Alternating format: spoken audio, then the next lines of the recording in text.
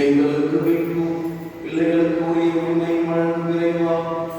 உமக்குரிய மக்களை கண்ணுடன் கண்ணோக்கியர்கள். அதனால் கிறிஸ்துவின் நம்பிக்கை கொண்டுள்ள மக்களுக்கு உண்மையான விடுதலை நிலையான உரிமை பேச்சை மதிப்பீராக. உமோடு தூயாவியாருக்கு இறைவனாக என்றென்றும் வாழ்ந்து ஆட்சி செய்கின்ற எங்கள் ஆண்டவர் உம் திருமகனாகிய இயேசு கிறிஸ்து வழியாக உம்மை மன்றாடுகின்றோம்.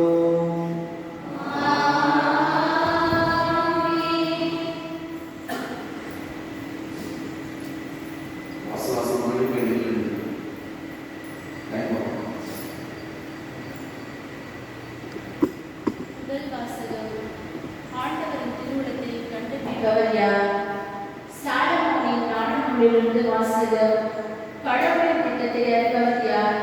ஆண்டவரின் திருவுளத்தை கண்டுபிடிப்பவர் யார்? நிலையற்ற மனிதரின் எண்ணங்கள் பயனற்றவை, நம்முடைய திட்டங்கள் தவறான கூடியவை. அழிவுக்குரிய உடல் ஆன்மாவை கீழ் நோக்கி அழுத்துகிறது. இந்த மண்கூடாரம் கவலை குறித்த மனதுக்கு சுமையாய் அமைகிறது. மண்ணுலகில் உள்ளவற்றையே நாம் உணர்வது அறிந்து, அருகில் இருப்பவற்றையே கடும் உழைப்பால் தான் கண்டுபிடிக்கின்றோம். இவற்றுக்காக விண்ணுலகில் இருப்பவற்றை தேடி கண்டுபிடிப்பவர் யார்? நீர் ஞானத்தை அருளாமலும் உயர் வானிலிருந்து உன் தூயாவை அனுப்பாமலும் இருந்தால் உன் திட்டத்தை யாரால் அறிந்து கொள்ள இயலும்? இவ்வாறு மண்ணுலகில் பார்க்கக்கூடிய வழிகள் செம்மைப்படுத்தப்பட்டன. உமக்கு உகந்தவற்றை மனிதர் கற்றுக்கொண்டனர், ஞானத்தால் மீட்பு அடைந்தனர். இது ஆண்டவர் வழங்கும் அருள்வாக்கு.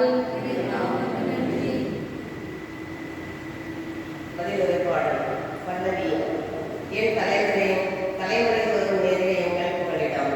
என் தலைவரே, தலைமுறை தோறும் நீரே எங்கள் புகலிடம்.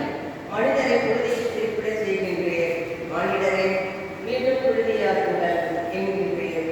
ஏனெனில் 1000 ஆண்டுகளும் பார்வையில் கடந்து போன நேற்றைய நாள் போலவும் இரவில் ஒரு சாணம் போலவும் உள்ளன. பல்லவி. என் தலைவரே, தலைமுறை தோறும் நீரே எங்கள் புகலிடம். வெள்ளமழ மானிடரை வாய்ப்பு செய்கின்றேன், அவர்கள் வைகரையில் உழைத்திடும் புல்லுக்கு ஒப்பாவார். அது காலையில் தளிர்த்து கூட்டு கொள்ளும், மாலையில் வாழ் காய்ந்து போகும். பல்லவி. என் தலைவரே, தலைமுறை தோறும் நீரே எங்கள் புகலிடம். எங்கள் வாழ்நாளை கணிக்க எங்களுக்கு கற்பியும், அப்பொழுது ஞானமிகு உள்ளத்தை பெற்றிடுவோம். ஆண்டவரை திரும்பி வாரும், எத்தனை காலம் எங்களை உன் ஊழியருக்கு இறக்கம் காட்டுவோம். பல்லவி.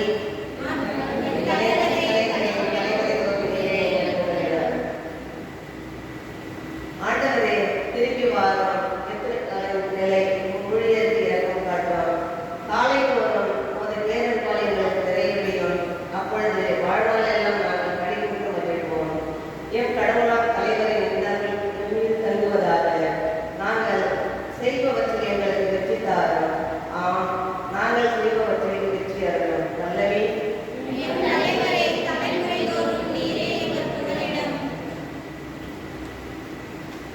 இரண்டாம் வாசகம். இனி அவனை நீர் அடிமையாக அல்ல, உம்முடைய அன்பார்ந்த சகோதரனாக ஏற்றுக்கொண்டோம். திருத்துதர் பவுல் லேவியனுக்கு எழுதிய திருமுகத்திலிருந்து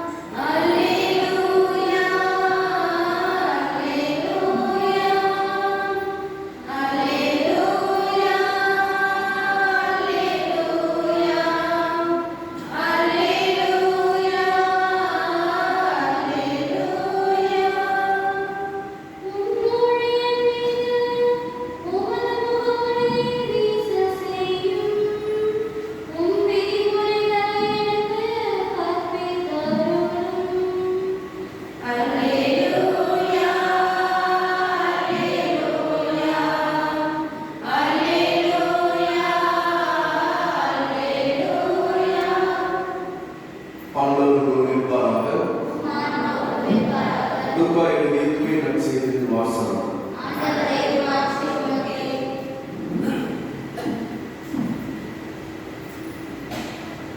அக்காலத்தில் பெருந்திரளான மக்கள் இயேசுவோடு சேர்ந்து கொண்டிருந்தனர்.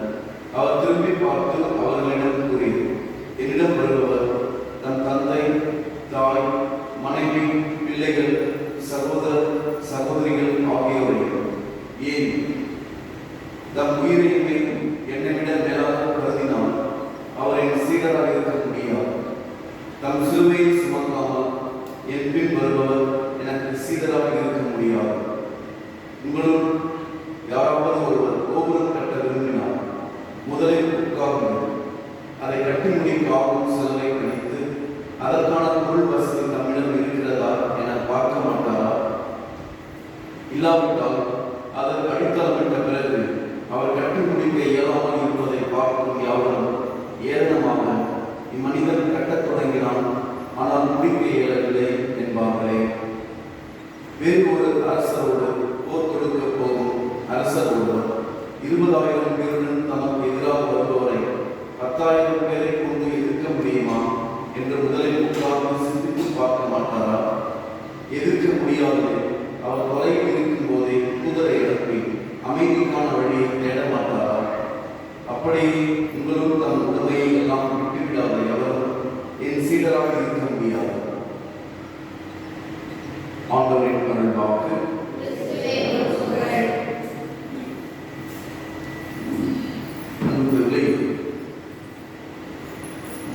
இன்றைக்கு ரோமை நகரிலே நம்ம திருத்தந்தை 15 வயதிலே இறந்த ஒரு சிறுவன் கார்லோ அக்யூட்டிஸ் என்கின்ற ஒரு சிறுவனை புனிதராக திருநிலைப்படுத்தப்பட புனித நிலைக்கு அவர் உயர்த்தப்பட இருக்கிறார்.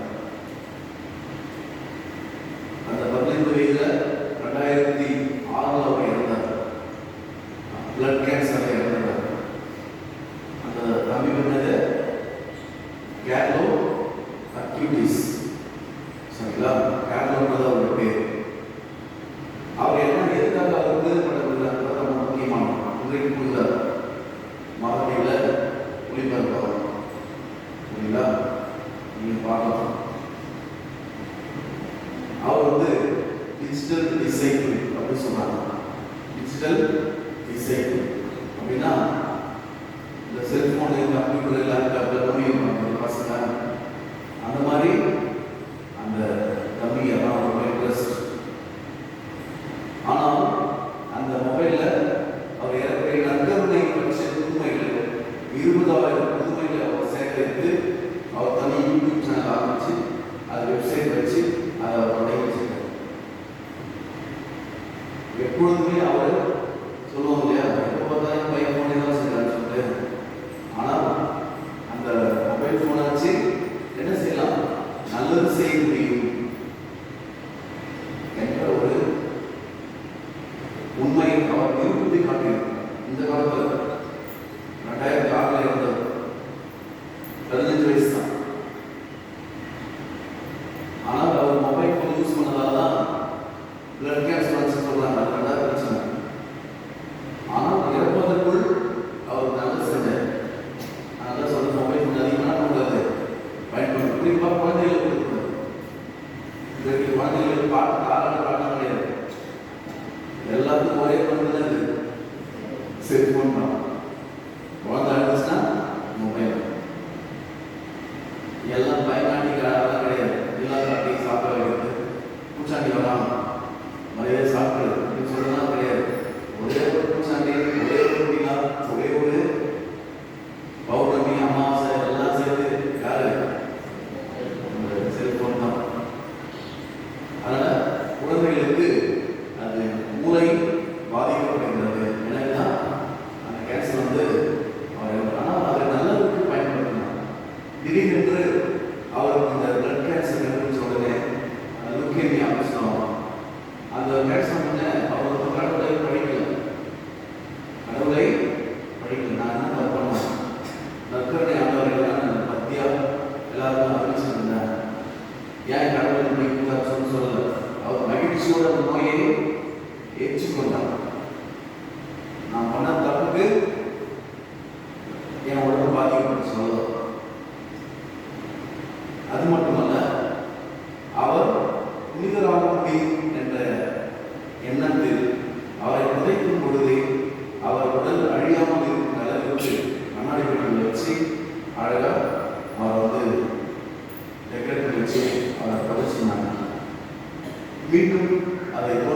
பொழுது அவர் உடல் அப்படியே இருந்தது.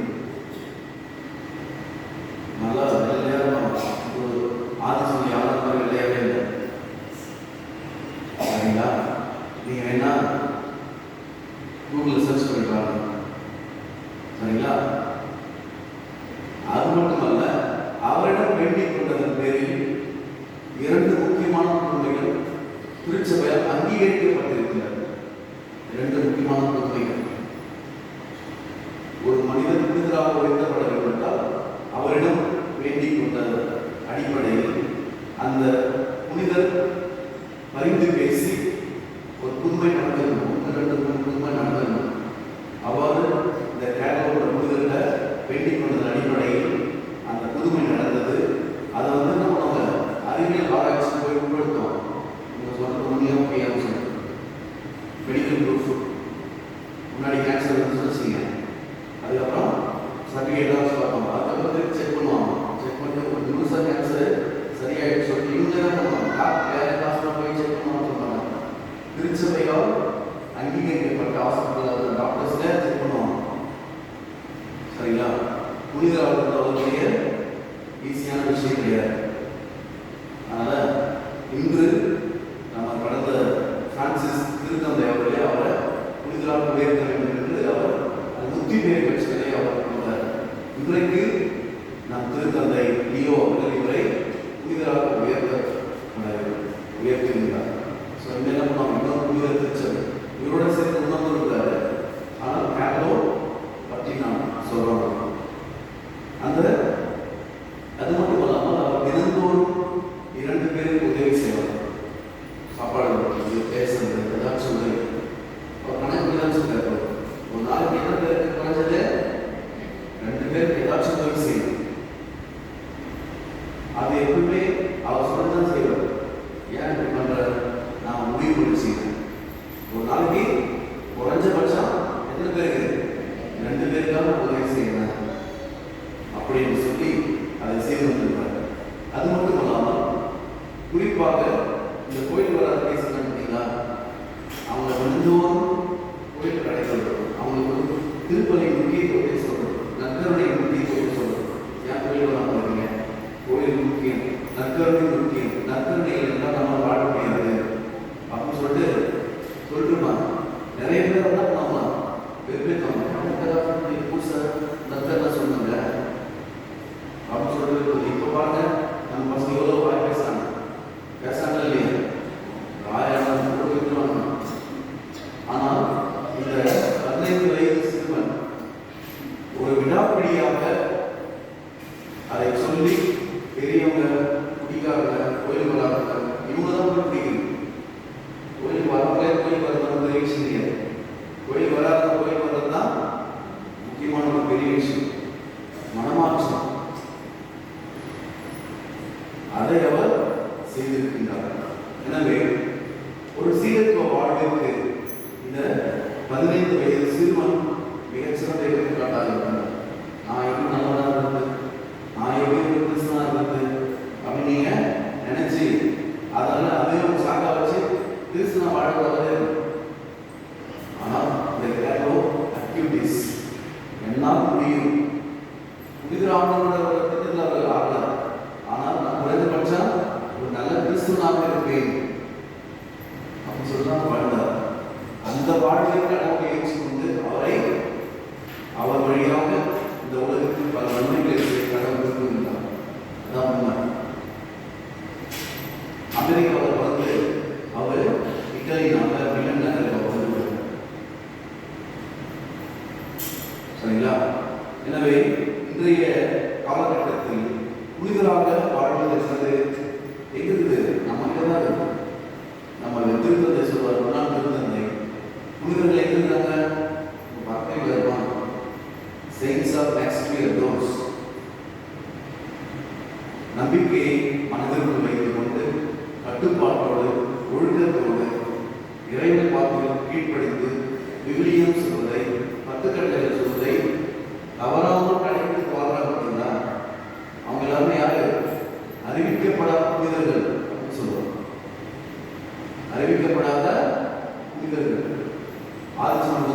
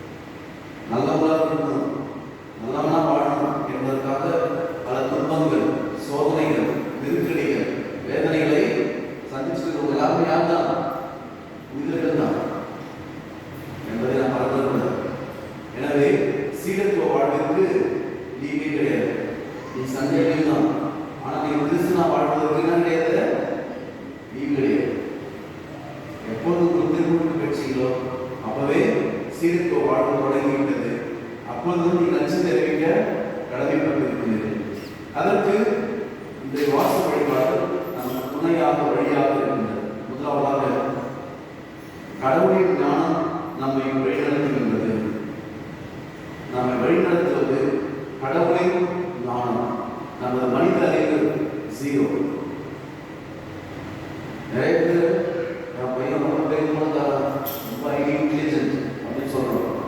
உண்மைதான் மேபி.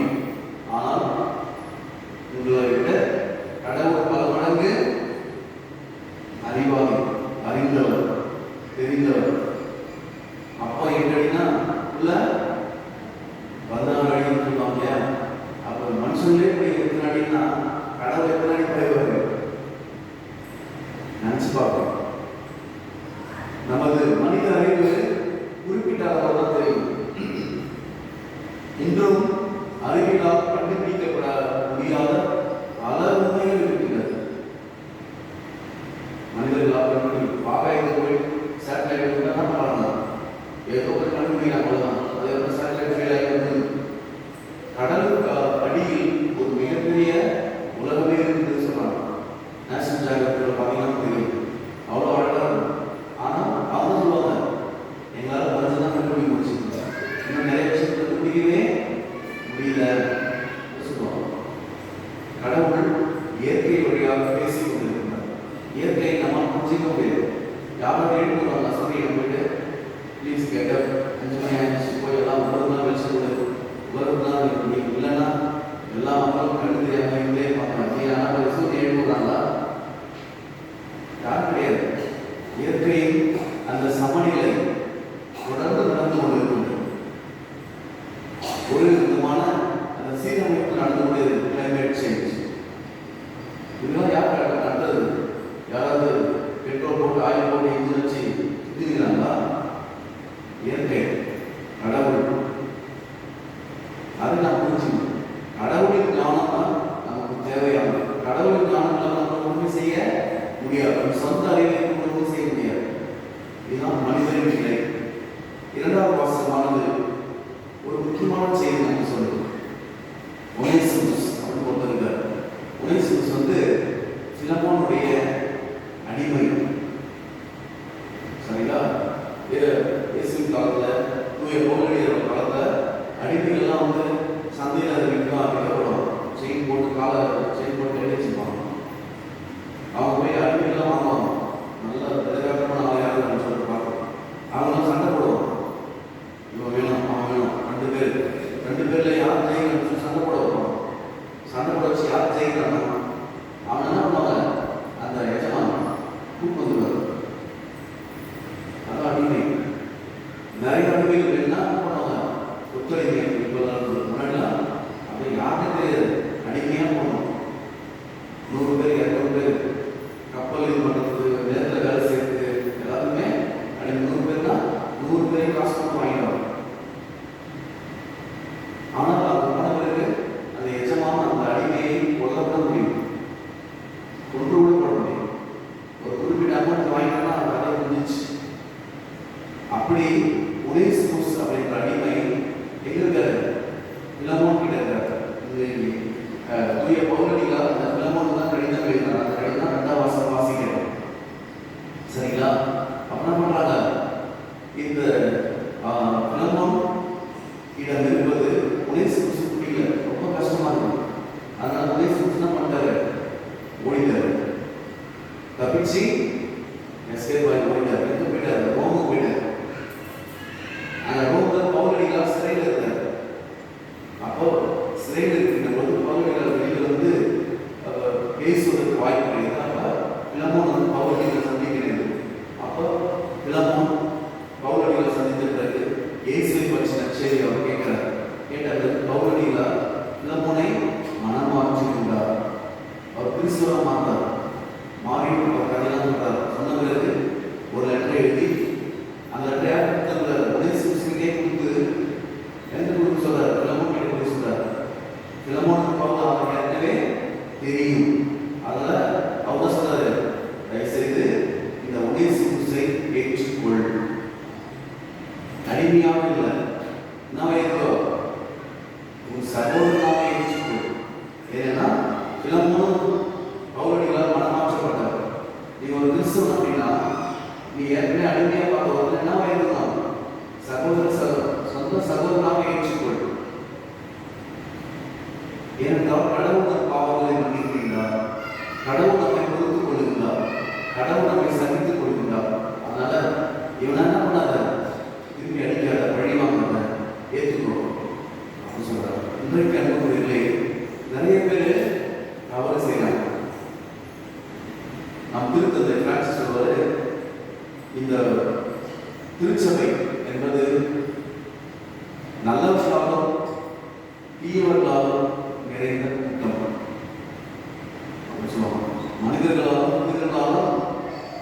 நிரம்பிய கூட்டத்துக்கு என்னது திருச்சபை.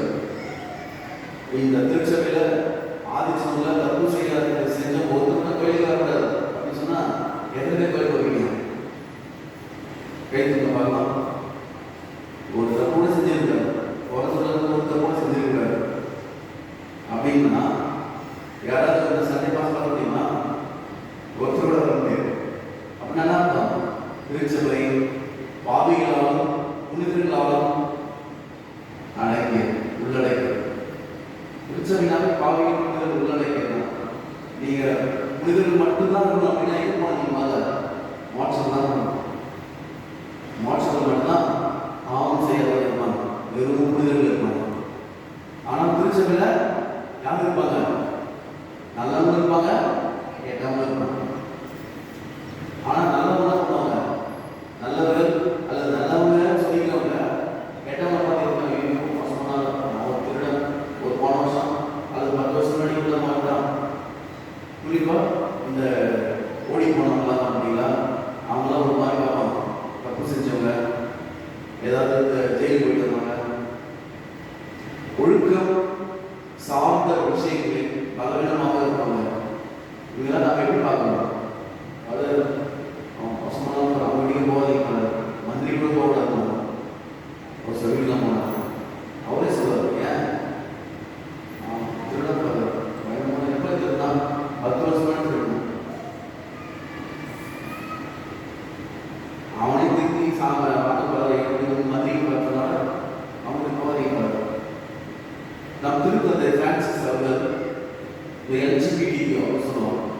LGBTனாக்கா அதாவது ஓரிடம் சேர்க்கை அவர்கள். அதுக்கப்புறம் இந்த என்ன சொல்றது, ஒழுக்கம் சார்ந்த வெஸ்டர்ன் கண்ட்ரிஸ் மேற்கத்திய நாடுகள் அதெல்லாம் ரொம்ப சகஜமான அதெல்லாம் நடக்கக்கூடாது, தான் செய்யக்கூடாது அப்படின்னு சொல்லுவாங்க. ஆனால் திருத்தந்தை அவர்களையும் நாம் மனிதர்களாக ஏற்றுக்கொள்ள வேண்டும். அது அவர்களுடைய பதவியும் இருந்தாலும் பரவாயில்ல, அவங்க கிறிஸ்தவர்கள் அப்படின்னு சொல்லிட்டு அவர் அதை சொல்லி அவரை ஏற்றுக்கொள்கிறார். நமக்கு அந்த முதிர்ச்சி நிலை இருக்கின்றதா? தவறு செய்தவர்கள் மீண்டும் திரும்பி வர வேண்டும். நான் திரும்பி வரேன், என்னை ஏற்றுக்கோங்க அப்படின்னு சொல்றப்ப எத்தனை பேர் மனசார ஏற்றுக்கிறீங்க? இந்த மாதிரி பண்ணல செத்தாவோட எண்ணம்ல முடிக்காது. நான் செத்தாவோட என்னுடைய இன்னொன்று வராது, எல்லாம் பாட்டுக்கு ஒரு பயிராக பேசுங்க இருக்குதான். அப்போ கடவுள் வந்து செத்தாவோட மோசத்துக்கு வராது. நான் பாவம் மனசு தான் பண்ணுவீங்க. நீ இவ்வளோ பாவம் பண்ண ஆதிசம் இருக்குது, நீ செத்தாவோட எங்கே வராத மோசத்துக்கு வராது. கடவுள் சொன்னா பண்ணுவீங்க, நினச்சிப்பா. அதற்கடுத்தாக இன்றைய நற்செய்தி வாசகம் 3 விஷயங்களை நாம் கண்டிப்பாக உணர்ந்து சொல்றோம். என்னன்னு பார்த்தீங்கன்னா, முதலாவது உறவு. லிஸ்ட் போட்டாங்க, தந்தை, தாய், சகோதர சகோதரிகள், உறவினர்கள் எல்லாரும் நீங்க கொடுக்கணும். வீரமாமுனிவர், அருளானந்தர், இவங்க 2 பேரும் இயேசுவை சார்ந்த புனிதர்கள்.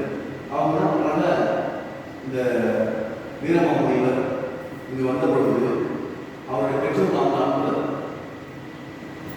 அவங்களோட சபை தலைவர் சொல்றாரு, நீங்க வந்து இப்படி இந்தியாவுக்கு வரீங்க, உங்க அப்பா அம்மா இறந்துட்டாங்க, அப்படி எப்படி நீங்க வர முடியும்? அப்பெல்லாம் ஃப்ளைட்லாம் கிடையாது, கப்பல் தான். 3 மாசம் 6 மாசம் கப்பல் தான் கிளம்பி வழி. லெட்டர் தான் கப்பல் தான் வரும், திரும்பி மதிப்பெண்ண அதுதான் போகணும். அப்ப நீ என்ன பண்ணுவீங்க கேட்டப்ப, ஒருவேளை எங்க அப்பா அம்மா தான் இறந்துட்டாக்கா நான் எங்க பார்ப்பேன்? மோட்சத்தில் பார்ப்பேன். சொல்ல முடியுமா? எங்க அப்பா அம்மா மோட்சத்தில் தான் இருப்பாங்க, நானும் கண்டிப்பா எங்க தான் போவேன், மோட்சத்தில் தான் போகணும். சொல்ல முடியுமா? நிறைய பேர் பேசுவாங்க, சொல்லுவாங்க, நீ செத்தா எங்க தான் போவேன், நிறைய தான் போவோம் நம்ம சொல்லுறோம். ஆனா இவர் இப்படி சொல்றாரு. எனவே இந்த நிலை, உறவுகளை விட்டு வருகின்ற ஒரு நிலை, இதுதான் உண்மையான சீரத்துவ நிலை. அப்படின்னா எல்லாம் பேசுறது கை கழுவி நம்ம சொல்லுவாங்க. அவர்களை விட நற்செய்தி மதிப்பீடுகள் முக்கியமானது. நற்செய்தி மதிப்பீடுகளுக்காக அப்பா அம்மா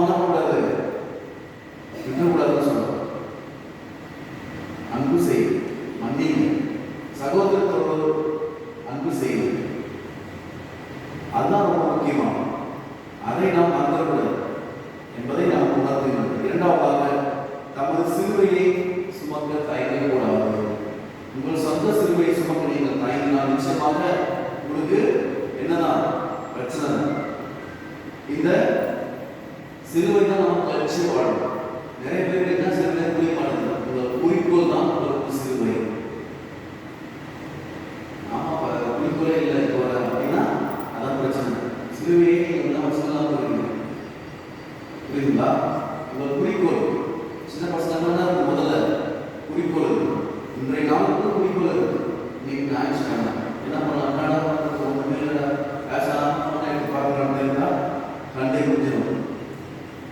அதுக்கு ஒரு நாளுக்கு குறிக்கோள், ஒரு வாரத்திற்கு, ஒரு மாதத்திற்கு, ஒரு ஆண்டிற்கு, 10 ஆண்டுகளுக்கு என்ன பண்ணுவாங்க? நான் வாழணும், குறிக்கோள் வச்சு வாழணும். 1 மணி நேரம் கூட குறிக்கோள் வச்சு வாழணும். 1 மணி நேரத்துக்கு என்ன செய்யலாம்? ஒரு சில குறிக்கோள் என்ன பண்ணும்? போர் அடிக்கும், என்ன பண்ணுறது தெரியல. போன கையில் இருக்கும், டிவி இருக்கும், சாப்பாடு எல்லாம் இருக்கும். ஆனால் என்ன அடிக்கும்? என்ன அடிக்கும்? போர் அடிக்கும். குறிக்கோள் இல்லாதவங்களுக்கு வாழ்க்கையே போர் அடிக்கும். யார் பண்ணாலும் என்ன பண்ண சும்மா தான் படா அப்படிங்கும். அவன் என்ன கிளம்பி போயிடுவான். ஏன்? ஒன்றும் இல்லை, ஏதாவது குறிக்கோள் தர போகிறது செய்யறதுக்கு, சரிங்களா? அதனால நமது சிலுவையை சுமக்க தெரிந்தவர்கள் வாழ்கிறார்கள், சிலுவையை சுமக்க தெரியாதவர்கள் வீழ்கிறார்கள். ஒரு கதை சொல்லுவாங்க இல்லைங்களா? 3 இளைஞர்கள் சிலுவை சுமந்து போனாங்க. ரொம்ப கஷ்டமா இருந்துச்சு, பாரமான சிலுவை, ரொம்ப நீட்டு, ரொம்ப வெயில். அவங்க என்ன பண்ணாங்க? அந்த சிலுவை சுமந்து செல்கின்ற பொழுது அவர் 2 பேர் வந்து பரவாயில்ல, சிலுவை நாம் கடவுளை என்ன செய்யணும் என்பது அடையாளம் அப்படின்னு சுமந்து போனாங்க. 3வது என்ன பண்ணாரு? சிலுவை ரொம்ப கஷ்டமாக இயேசுவை சிலுவை குறைச்சுங்க, வெயிட்டு குறைங்க அப்படின்னு சொன்னாங்க. அப்போ இயேசு என்ன பண்ணாரு? சரி, வெட்டி கீழே ஒரு பக்கம் வெட்டி வச்சுருந்தாங்க. அப்படியே வெட்டிருந்தாங்க. கொஞ்சம் பணம் கொஞ்சம் வெயிட்டாக இருந்துச்சு. கொஞ்சம் வெட்டிங்க சொல்லிட்டு வெட்டிக்க ரொம்ப ஒட்டே ஆயிடுச்சு சிலுவை. அப்போ போகும்போது என்னாச்சு? வழியில ஒரு ஓடை வந்துச்சு. ஓடை வந்து அந்த சிலுவை வச்சிருக்காங்க. அந்த சிலுவையை அந்த கரையின் நடுவில் வைத்து அந்த சிலுவை நடந்து ஓடையை கடந்து போயிட்டாங்க. ஆனால் 3வது வரும்போது என்ன பண்ண முடியல? சிலுவை வச்சு அந்த ஓடையை கடக்க முடியும். ஏன்? உயரம் கம்மியாயிடுச்சு, நீளம் கம்மியாயிடுச்சு. அதனால அவரை கடக்க முடியும். அதனால தான் சொல்றேன், சிலுவை சுமக்க தெரிந்தவர்கள் வாழ்கிறார்கள், தெரியாதவர்கள் வீழ்கிறார்கள். நாம என்ன செய்ய போறோம் அப்படின்னா முடியும். அதற்கடுத்தாக நமது உடைமைகளை எல்லாம் நம்ம பார்க்க வச்சு, என் பொருள், என் வீடு, என் நிலம் அப்படின்னு சொல்லிட்டு உண்மையில் நாம் இறக்கும் பொழுது எதுவுமே மேலே இருக்க முடியும். ஒரே 1 ரூபாய் இருக்க முடியுமா?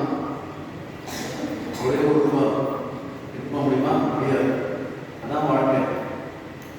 ஆனால் இப்படிப்பட்ட நிலைமை, இப்படிப்பட்ட வாழ்க்கையை வாழ்வதற்கு நாம் என்ன செய்யணும்? ரொம்ப கஷ்டப்படணும் என்பதை நாம் புரிந்து கொள்ள வேண்டும். வெற்றி பெற விரும்புகின்றவர்கள் தேர்ந்து தெரிய அழைக்கப்பட்டிருக்கின்றார்கள். இந்த 3 நிலைகளிலும் இதை சரியா புரிஞ்சுன்னா என்ன செய்யணும்? தேர்ந்து தெரிய. அதுதான் இந்த இயேசுவையில என்ன செய்யறோம்? டிசர்ன்மென்ட் சொல்லுவாங்க. டிசர்ன்மென்ட் அப்படின்னா தேர்ந்து தெரிதல். நம்ம யாரு, எங்கிருந்து வந்தோம், எங்க போறோம், நம்ம என்ன செய்யணும், நாம் செய்வதால் எனக்கு என்ன பயன், என் குடும்பத்திற்கு என்ன பயன், என் சமூகத்திற்கு என்ன பயன், நான் செய்வது கடவுளுக்கு ஏற்றதா, குடும்பத்திற்கு ஏற்றதா அப்படிங்கிறது ஏதாவது தேர்ந்து தெரியுது. நிறைய பேர் செய்யறது தேர்ந்து தெரியாம செய்வாங்க. எதுக்கு செய்யறதுன்னு அவங்களுக்கே புரியாது. ரெண்டாவது வண்டி ஓட்ட நேற்று நியூஸ்ல பார்த்தோம். ஒரு சொந்தம் எம்முடி ஆட்சியில் ஒரு கரையில் இன்னும் கரையில் கடந்து போனால் 500 ரூபாய் வெட்டு. 500 ரூபாய் எவ்வளோ வெட்டு பந்தயம். ஒரு என்ன பண்ணலாம், எல்லாம் ஃப்ரெண்ட்ஸ்லாம் பண்ணி பண்ணுறாங்க. 500 ரூபான்னு சொன்னேன். ஓகேடா, நான் பாட்டா முடிக்கிறான்னு சொல்லி வச்சான். யாரெல்லாம் வீடியோ எடுக்கிறாங்க, அவங்க ஃப்ரெண்ட்ஸ்லாம் என்ன பண்ணுறாங்க, வீடியோ எடுக்கிறாங்க. பாதுகாப்பு கிடந்தான். அங்கே போனால் ஒரு ஸ்டூடெண்ட் மாதிரி வருது, வீடியோ வச்சுருந்து ஸ்டூடெண்ட் மாதிரி வருது, அடிச்சு போய் சேர்ந்துட்டான். சேர்த்துட்டான். அவ்வளோதான். 500 ரூபா கேட்டு என்ன போச்சு, வடை போட்டாமல் உயிரே போச்சு. எனவே அதற்கு இயேசுவார் தேர்ந்து தெரிதல் என்பதற்கு 2 எடுத்துக்காட்டு இயேசுவார். பார்த்தீங்கன்னா, கோபுரம் கட்ட விரும்புகிறார். ஒரு வீடு கட்ட என்ன செய்யும்? ஒரு வீடு கட்டினா 30 லட்சம் 40 லட்சம் ஆகும். ஒரே ஒரு லட்சம் கையில் வச்சுன்னு கடைக்கார மட்டும் தோண்டி பள்ளம் போட்டு வச்சுட்டாங்க. என்ன சொல்லுவாங்க, என்னடா வீடு போனா இன்னும் முடிக்காம இருக்கையே கேட்பாங்க, கேட்க மாட்டாங்க. அதே போல அரசு ஒருவர் இருக்கார். எதிரி நாட்டு அரசு போட்டு வரான், 20,000 பேரோட வரான். நீ 10,000 பேர் தான் சேர்ந்த அப்படின்னா பண்ண இன்னும் 10,000 பேர் 20,000 பேர் சேர்க்கணும். அல்லது போய் சரக்கு வாங்கணும். இப்போ நான் சமாதானம் ஆயிடுறேன், உனக்கு அடிக்க சொல்லி சரக்கு வாங்கணும். அதுக்கு என்ன தேர்வு தெரியுது. தேர்வு தெரியாமல் இருந்தால் நம்மளால எதுவுமே செய்ய முடியாது. எனவே நாம் சிந்தித்து பார்ப்போம், தேர்வு தெரியும், இயேசுவின் உண்மை சிறப்பாக வாழ முயற்சிப்போம். ஆமென்.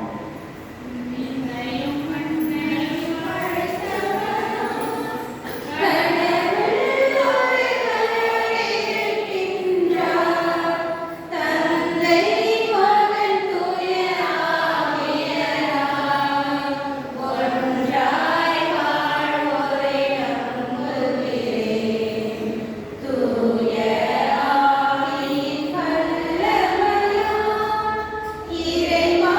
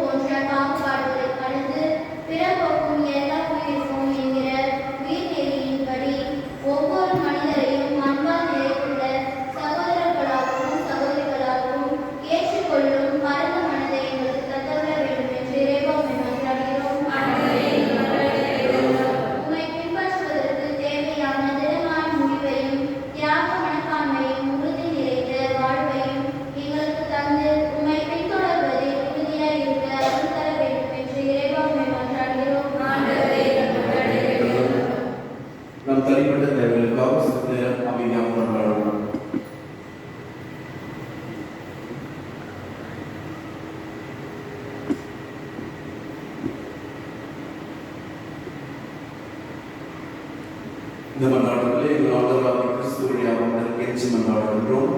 ஆமென்.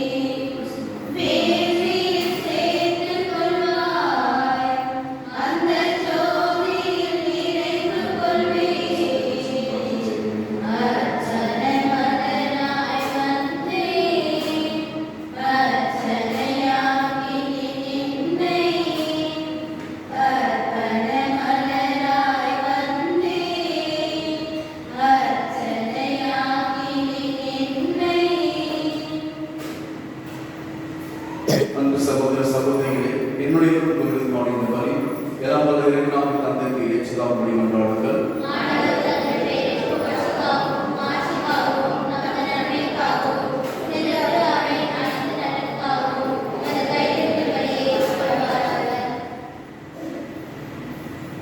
ஆண்டவரே, உண்மையான இறைப்பற்றுக்கும் அமைதிக்கும் காரணமானவரே, மாண்புக்குரிய உண்மை காணிக்கை வழியாக தகுந்த முறையில் வழிபட நாங்கள் வேண்டுகின்றோம்.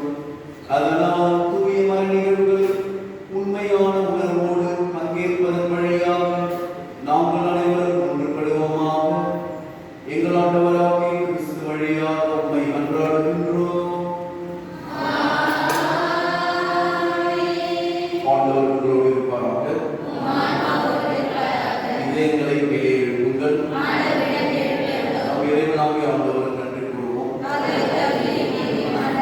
ஆண்டவரே, தூயவரான தந்தையே, என்றும் உள்ள எல்லாம் உள்ள இறைவா, எங்கள் ஆண்டவர் கிறிஸ்து வழியாக என்னாலும் எவ்விடத்திலும் நாங்கள் உங்கள் நன்றி செலுத்துவது மெய்யாகவே தகுதி மீறி ஆகும். எங்கள் கடமையும் மீட்புக்குரிய செயலும் ஆகும். ஏனெனில் பாவப்பழியால் வெகு தொலைவில் அகன்றிருந்த பிள்ளைகளை திருமகனின் இரத்தத்தாலும் தூய ஆவியாரின் வல்லமையாலும் உம்மோடு மீண்டும் ஒன்றிணைக்க திருவுளமானேன். இவ்வாறு மக்கள் ஒவ்வொரு கடமையும் ஒன்றிப்பால் ஒருங்கிணைக்கப்பட்டு கிறிஸ்துவின் உடலும் தூய ஆவியாரின் கோவிலுமான திரு அவையாக திகழச் செய்து, இதனால் பல்வகையில் வெளிப்படுத்துவது ஞானத்தை புகழச் செய்து, ஆகவே வானத்துடன் திரளோடு ஒன்று சேர்ந்து நாங்களும் உண்மை புகழ்ந்தேற்றி மகிழ்ச்சிகள் அறிக்கையிட்டு சொல்வதாவது.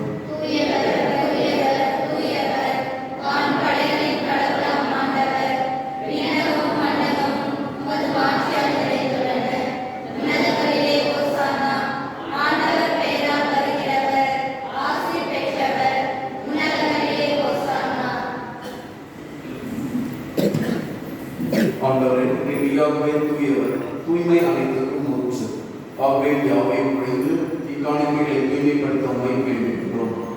இவ்வாறு எங்கள் ஆண்டவர் இயேசு கிறிஸ்துவின் உடலும் இரத்தமுமாக உயிரை மாறுவனவாக அவர் பாடுகளவுடன் கணிந்து தம்மை கையளித்த போது அப்பத்தை எடுத்து நன்றி செலுத்தி அதை விட்டு தம் சீடர்களுக்கு அளித்து கூறியதாவது: அனைவரும் இதிலிருந்து பெற்று உண்ணுங்கள், ஏனெனில் இது உங்களுக்காக கையளிக்கப்படும் என் உடல்.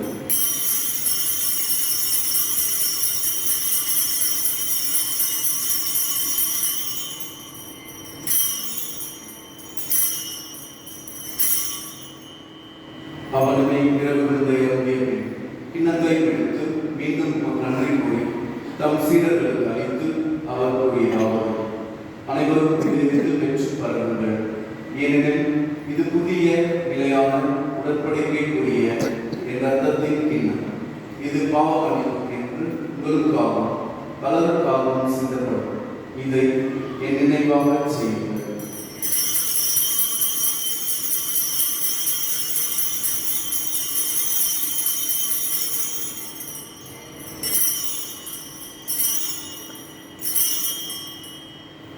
நம்பிக்கையின் மறைபொருள்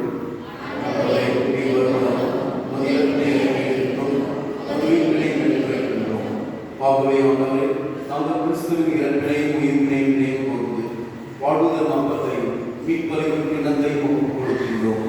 முத்திருக்குறிக்கும் அக்கூழியும் புரிய தகுந்தவர்களை ஏற்றுக்கொண்டீர். எனவே நன்றி செலுத்துகின்றோம்.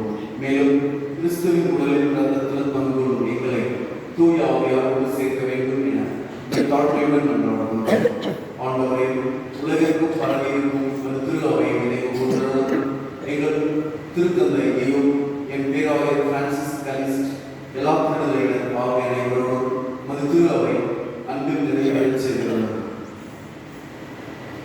மேலும் உயிர்த்தெழும் எதிர்நோக்குடன் துயில் கொள்ளும் எங்கள் சகோதர சகோதரிகளையும் இறந்தோர் அனைவரையும் இரக்கத்துடன் நினைவு கூர்ந்து மது திருப்புக ஒளியினுள் ஏற்றவர்.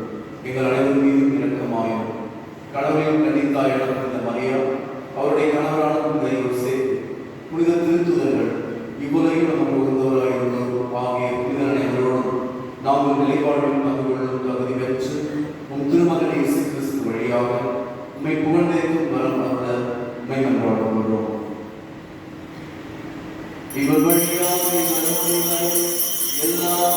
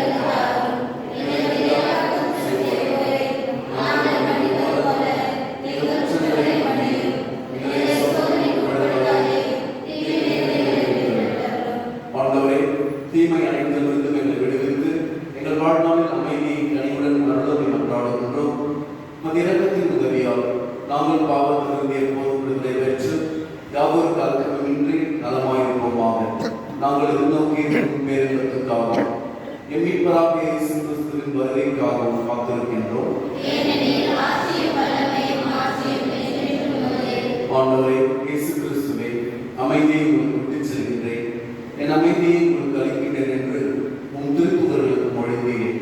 எங்கள் பாவங்களை பாராமல் மது திரு அவை நம்பிக்கையை கண்ணோக்கி மது திருவுளத்துக்கு ஏற்ப அதற்கு அமைதி ஒற்றுமை மளித்தருகிறார் என்றென்றும் வாழ்ந்து ஆட்சி செய்கின்றவர் நீரே. ஆண்டவருடைய அமைதி உங்கள் அனைவரோடும் என்றும் இருப்பதாக. ஒருவருக்கொருவர் அமைதியை பெற்றுக் கொள்வோம்.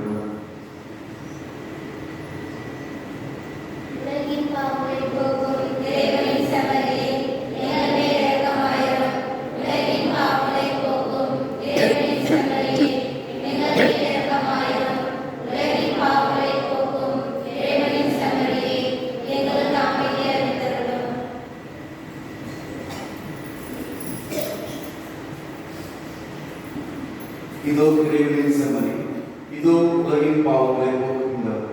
செம்மறியின் விருதுக்கு அழைக்க பெற்ற நாம் அனைவருமே பேர் பெற்றோர்.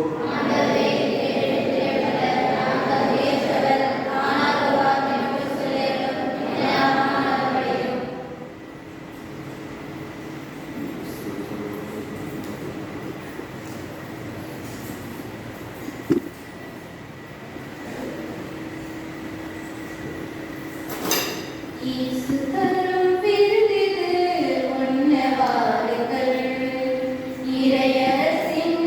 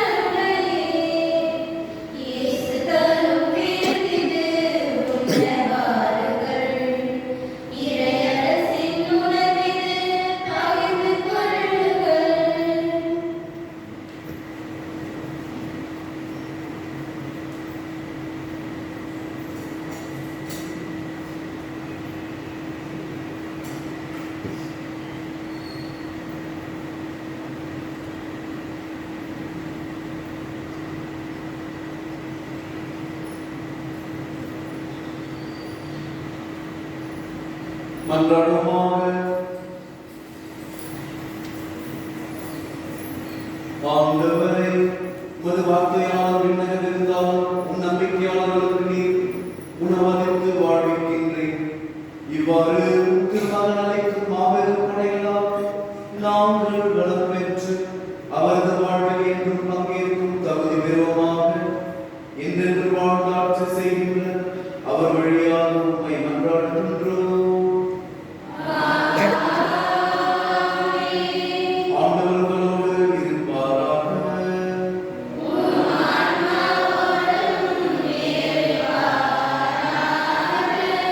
எல்லாம் வல்ல இறைவன், தந்தை, மகன், தூய ஆவியார் நம் அனைவரையும் நிறைவாக ஆசீர்வதிப்பாராக. சென்று வாருங்கள், திருப்பலி நிறைவேறிற்று.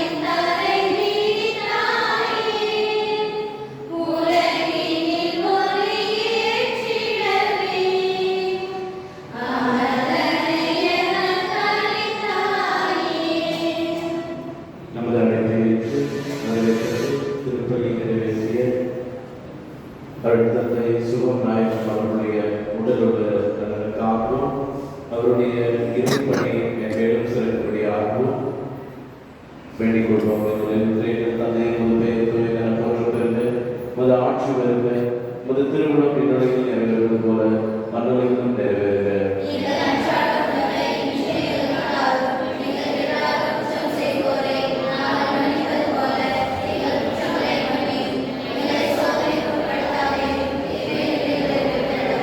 அருள்மிகு பெற்ற மரியை வாழ்க, ஆண்டவர் உடனே பெண்களுக்குள் பெயர் பெற்றவர் நீரே. உம்முடைய திருவயிற்றின் கனியாகிய இயேசுவும் ஆசி பெற்றவரே.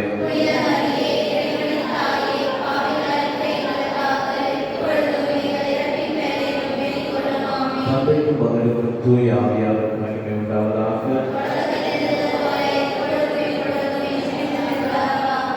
ஞாயிறு அறிவிப்புகள். சென்ற வாரத்தின் காணிக்கை 150 ரூபாய். மேலும் வெள்ளிக்கிழமை கிடைத்த திருப்பலியில் கிடைத்த காணிக்கை 409 ரூபாய். வத்தி விற்றது 340 ரூபாய். உங்கள் தாராளத்திற்கு நன்றி. மேலும் நேற்று உறுதி புஸ்தகம் பெற்றிருக்கிற முதலில் 20 பிள்ளைகள், அந்த பிள்ளைகளுக்கு வருகிற வாரம் அதனுடைய சான்றிதழ் அளிக்கப்படும்.